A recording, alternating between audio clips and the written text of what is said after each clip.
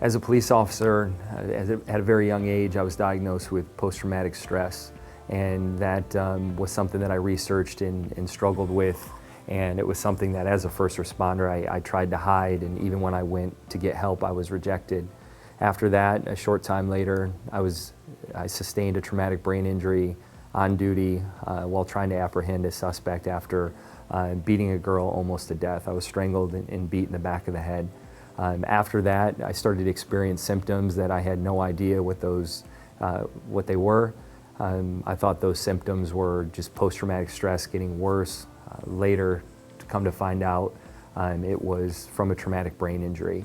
So with all the different symptoms that I had, from jumping out of vehicles to extreme anger to putting holes in my wall, all this stuff that I deemed is crazy, I had this suggestion to come down to the mind-eye connection to see Dr. Z. At first I was skeptical because I've tried pills, I've tried inappropriate coping mechanisms, I've tried anything to try to get relief. For me, post-traumatic stress, I really had no idea what it was. I would, it's something that you would hear that soldiers get. Somebody comes back from overseas or shell shock post-World War II, and I knew different things were happening to me, but I didn't know why. I was having trouble sleeping, I was abusing prescription medication after injuries, drinking before bed, just doing behavior that totally wasn't me.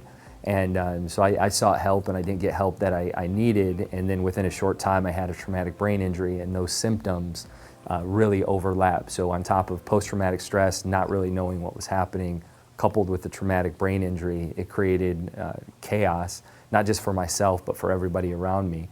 And I would just hide that and try to push forward, but I knew the entire time that something was totally different than who I used to be.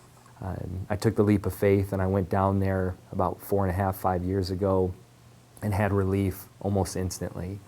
Different things that I didn't know were wrong, from my peripheral vision being gone to just what seemed to be chaos around me started to slow down. My first prescription that I got, it was crazy because I got instant relief. And I remember Dr. Z putting them on, and my peripheral vision was starting to come back. Like the noises that my son was making seemed a lot different, and getting that sort of relief was incredible, to the point that immediately after, we went to Whole Foods, and I was walking in and I was laughing and getting food, and everybody's looking at me like, "What are you doing?" I'm like, "I feel totally different."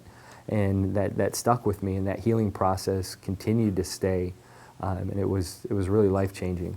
And during that healing journey, it led me to other adventures in my life, one of which was starting My Hero's Haven, which is a safe place or a haven to help enrich the lives of veterans, first responders, and at-risk youth.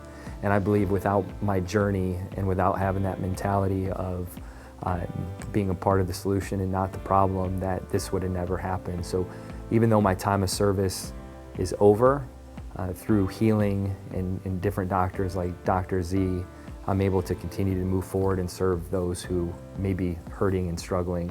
The journey, I think, will always continue, but the amount of relief that I have right now, I feel almost as good as I did before, but with a better outlook.